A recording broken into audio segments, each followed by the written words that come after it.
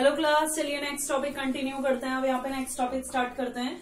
Last class में हमने mitochondria का फंक्शन पढ़ लिया था। माइटोकॉन्ड्रिया के क्या क्या फंक्शन है और उसकी इंपॉर्टेंट प्रॉपर्टीज सारी हमने कंप्लीट करी थी। अब हम यहाँ पे नेक्स्ट टॉपिक पढ़ेंगे, that is plastids. Plastids next topic. It is also double membrane bound organelle. इसकी डिस्कवरी करी थी, discovered by Leeuwenhoek scientist. Leeuwenhoek scientist ने प्लास्टिड्स की डिस्कवरी करी थी और प्लास्टिड्स जो हैं उनको 3 टाइप्स में डिवाइड किया गया है। स्किम्पर साइंटिस्ट ने इसे 3 टाइप्स में डिवाइड किया। 3 टाइप्स बाय स्किम्पर। स्किम्पर साइंटिस्ट ने प्लास्टिड्स को डिवाइड कर दिया बेटा 3 टाइप्स में। देखिए, प्लास्टिड जो है वो डबल मेम्ब्रेन बाउंड ऑर्गेनील है जो केवल आपको प्लांट सेल्स में ही मिलेंगे। केवल और केवल प्लास्टिड्स आपको किस में मिलते हैं? In plant cells only. Plant cells only. Plant cells में ही आपको प्लास्टिड्स मिलेंगे और ये डबल मेम्ब्रेन बाउंड ऑर्गेनील होते हैं। ठीक है, इनमें बाहर आपको 2 मेम्ब्रेन मिलेगी। लास्ट जो हमने माइटोकॉन्ड्रिया पढ़ा था, माइटोकॉन्ड्रिया के बारे में भी मैंने आपको बताया था कि it is double membrane bound organelle. In the same way plastids are also double membrane bound organelle. ठीक है, प्लास्टिड सिर्फ किस में मिलेंगे? आपको प्लांट सेल्स में मिलेंगे। स्किम्पर साइंटिस्ट ने प्लास्टिड्स को 3 टाइप्स में डिवाइड कर दिया उनके फंक्शन के बेसिस पे कि कौन सा प्लास्टिड किस फंक्शन में पार्टिसिपेट कर रहा है। इस बेसिस पे स्किम्पर साइंटिस्ट ने प्लास्टिड्स को 3 टाइप्स में क्लासिफाई किया। तो 3 डिफरेंट टाइप के जो प्लास्टिड्स होते हैं वो है हमारा पहला प्लास्टिड है हमारा क्लोरोप्लास्ट। क्लोरोप्लास्ट। दूसरा प्लास्टिड है हमारा क्रोमोप्लास्ट एंड तीसरा प्लास्टिड आ जाएगा हमारा बेटा यहाँ पे leucoplast. Leucoplast. Chloroplast green colour के प्लास्टिड्स होते हैं जो पार्टिसिपेट करते हैं फोटोसिंथेसिस में। Chromoplast coloured multi coloured plastids होते हैं। इसमें ग्रीन के अलावा बाकी सारे कलर के पिगमेंट्स आपको मिलेंगे एंड ये फ्रूट्स एंड वेजिटेबल्स को कलर प्रोवाइड करने का काम करते हैं। ल्यूकोप्लास्ट कलरलेस प्लास्टिड्स होते हैं। इनमें कोई भी पिगमेंट प्रेजेंट नहीं होता और ये स्टोरेज प्लास्टिड्स होते हैं। मतलब ये क्या करेंगे बेटा? ये पार्टिसिपेट करते हैं इन food storage. Chloroplast participate in photosynthesis. ये बताया आपको, फोटोसिंथेसिस में पार्टिसिपेट करने वाले प्लास्टिड्स हैं। इनमें ग्रीन कलर का पिगमेंट क्लोरोफिल आपको मिलता है। Chromoplast they are coloured plastids. Coloured plastids, they consist of all colored pigment except the chlorophyll. chlorophyll के अलावा दूसरे कलर के पिगमेंट्स होते हैं। ठीक है। Leucoplast they are colourless plastids. Colourless plastids. ठीक है, ल्यूकोप्लास्ट कैसे होते हैं? कलरलेस प्लास्टिड्स होते हैं। चलिए अब इन तीनों के बारे में डिटेल्स देखते हैं। पहला हम पढ़ते हैं इसमें ल्यूकोप्लास्ट। स्टोरेज प्लास्टिड्स के बारे में हम पहले देखते हैं। ल्यूकोप्लास्ट, दीज आर, क्या बताया बेटा? ल्यूकोप्लास्ट क्या होते हैं? कलरलेस प्लास्टिड्स होते हैं। Leucoplast are colourless plastids which participate in colorless plastids which participate in food storage। in food storage में पार्टिसिपेट करेंगे। ठीक है, अब देखिए बेटा किस टाइप का फूड स्टोर किया जा रहा है। On the basis of type of food stored there are 3 different types of leucoplast. ठीक है, on basis of type of food there are 3 types of leucoplast. Leucoplast कितने टाइप के होंगे? 3 अलग अलग टाइप के आपको ल्यूकोप्लास्ट मिलेंगे। इसमें हम पहला टाइप देखते हैं बेटा। First type is amyloplast. Amyloplast वो प्लास्टिड होते हैं विच स्टोर स्टार्च। मतलब जो शुगर का स्टोरेज करते हैं उनको आप एमाइलोप्लास्ट बोलेंगे। और शुगर का स्टोरेज, स्टार्च का स्टोरेज बताइए जरा कहाँ होता है, कौन से सेल्स में होता है सबसे ज्यादा? यस आपको मिलेगा रेडिश की रूट में, carrot root, turnip root, potato, corn, rhizome, इन सब जगह पे आपको क्या मिलता है, शुगर का स्टोरेज मिलता है। और इसीलिए यहाँ पे शुगर का स्टोरेज किस फॉर्म में मिलता है बेटा, स्टार्च की फॉर्म में मिलता है। और इसीलिए यहाँ पे आपको क्या मिलेंगे, यहाँ आपको मिलेंगे एमाइलोप्लास्ट। ठीक है, सबसे ज्यादा आपको जो सेल्स में मिलेंगे प्लास्टिड्स वो कौन से होंगे, एमाइलोप्लास्ट। तो इसका एग्जाम्पल है पोटैटो ट्यूबर, लिखा देती हूँ मैं, एक एग्जाम्पल आपको बता देती हूँ, पोटैटो ट्यूबर। ठीक है, दूसरा टाइप का plastid aleuroplast. Aleuroplast is a plastid which participate in storage of protein. ये क्या करेगा बेटा, स्टोर करेगा प्रोटीन, प्रोटीन को स्टोर कर रहा है। एल्यूरो से नाम आपको याद आ रहा होगा, आपको मैंने मेज के सीड में एक एल्यूरोन लेयर बताई थी। एल्यूरोन लेयर जो है मेज के एंडोस्पर्म की ऊपर वाली कवरिंग होती है जिसमें प्रोटीन का स्टोरेज किया जाता है ना। तो यहाँ पे आ जाएगा बेटा एल्यूरोप्लास्ट, क्या स्टोर कर रहा है, it store protein and is present in example मेज एंडोस्पर्म। मेज सीड हम यहाँ पे दिखा देते हैं, मेज सीड में जो एंडोस्पर्म है वहां पे एल्यूरोन लेयर प्रेजेंट होती है जो प्रोटीन का स्टोरेज करेगी। तीसरा टाइप का प्लास्टिड देखिए इसमें, third different type of plastid is elaioplast. Elaioplast is a plastid which perform storage of oil. Oil या फैट का स्टोरेज करने वाला जो प्लास्टिड होता है उसको हम इलायोप्लास्ट बोलते हैं। ठीक है, तो ऑयल स्टोरिंग जो सीड्स होते हैं जैसे मस्टर्ड या कोकोनट, ठीक है, कोकोनट सीड या मस्टर्ड सीड, ये सारे के सारे जो ऑयल स्टोरिंग सीड है, जो सोर्स ऑफ ऑयल है हमारे लिए, वेजिटेबल ऑयल जिसको आप बोलते हैं, उन सभी में आपको क्या मिलता है बेटा, सेल्स में आपको इलायोप्लास्ट मिलेगा बहुत ज्यादा लार्ज नंबर में, जो फैट का या ऑयल कह रहे हैं आप उसका स्टोरेज करेगा। तो 3 different types of leucoplast on the basis of the type of stored food. Amyloplast store starch, example potato tuber. Aleuroplast store protein, example aleuron layer of maize seed. And Elioplast store oil, example the mustard, coconut seed. ठीक, these are 3 different types of plastids. Leucoplast. The next type of plastid, leucoplast के बाद जो दूसरे type का plastid आता है हमारा, वो आते हैं हमारे क्रोमोप्लास्ट। क्रोमोप्लास्ट जैसे कि मैंने आपको बताया कलर्ड प्लाज्मिड होते हैं जिसमें कि आपको ऑल कलर्ड पिगमेंट मिलेंगे एक्सेप्ट क्लोरोफिल। ठीक है, all coloured pigment, all coloured pigments except chlorophyll. Chlorophyll के अलावा बाकी सारे कलर के पिगमेंट आपको किसमें मिलते हैं बेटा, क्लोरोप्लास्ट में आपको बाकी सारे कलर के पिगमेंट मिलते हैं क्लोरोफिल को छोड़ के। तो इसका मतलब इसमें कौन कौन से पिगमेंट होंगे, कैरोटीनॉइड्स होंगे, अलग अलग टाइप के कैरोटीनॉइड्स। ठीक, इसके अलावा ज़ैंथोफिल्स होंगे, डिफरेंट टाइप के ज़ैंथोफिल्स। ठीक है, फाइकोबिलिन्स होंगे। ठीक, इसके अलावा आपको एंथोसाइनिन फाइकोबिलिन्स भी मिल सकते हैं, यहाँ पे फाइकोबिलिन्स भी आपको देखने के लिए मिल सकते हैं। और इनका मेन जो फंक्शन है, फंक्शन क्या है इनका, क्रोमोप्लास्ट जो है बेटा वो फ्रूट्स एंड वेजिटेबल्स को कलर प्रोवाइड करता है। ठीक है, जो पके हुए फल होते हैं वो आपको कलर्ड मिलेंगे, उनमें कलर चेंज होता है ना। कच्चे फल जो है ज्यादातर आप देखेंगे ग्रीन होते हैं और जब वो पक जाते हैं तो उनका कलर चेंज हो जाता है। जैसे टोमेटो जो है वो ग्रीन से हो जाता है रेड, इस सेम वे चिली भी रेड हो जाती है, बैंगन भी जो है कलर चेंज हो जाता है। तो फ्रूट्स एंड मैंगो भी जो है ग्रीन होता है येलो हो जाएगा। तो इसका मतलब जो फ्रूट जो है कलर जो होते हैं फ्रूट्स में, उसमें मेन पार्टिसिपेशन बेटा किसका है, क्रोमोप्लास्ट का है। ये फ्रूट्स के साथ साथ वेजिटेबल्स, पकी हुई राइप वेजिटेबल्स को भी कलर प्रोवाइड करते हैं।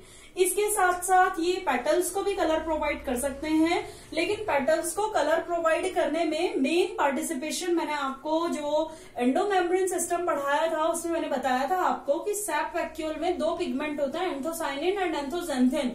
वो मेनली वाटर सॉल्युबल पिगमेंट होता है और सैप वैक्यूल का मेन पार्टिसिपेशन होता है to provide colour to the petals of flowers. And chromoplast का मेन पार्टिसिपेशन है, they provide colour to the ripe vegetable and fruits and can also provide colour to the petals of flowers, ठीक है। Main function is provide colour to vegetables and fruits, vegetables and fruits को colour provide कर रहा है, and can also provide colour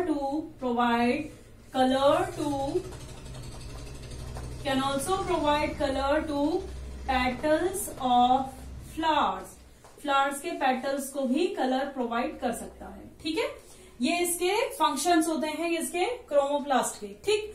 अब chromoplast देखिए बेटा, इसमें क्रोमोप्लास्ट के बाद जो दूसरा प्लास्टिड है हमारा, तीसरा जो प्लास्टिड आता है हमारा वो है क्लोरोप्लास्ट। तो क्लोरोप्लास्ट के बारे में पढ़ते हैं। देखिए क्लोरोप्लास्ट,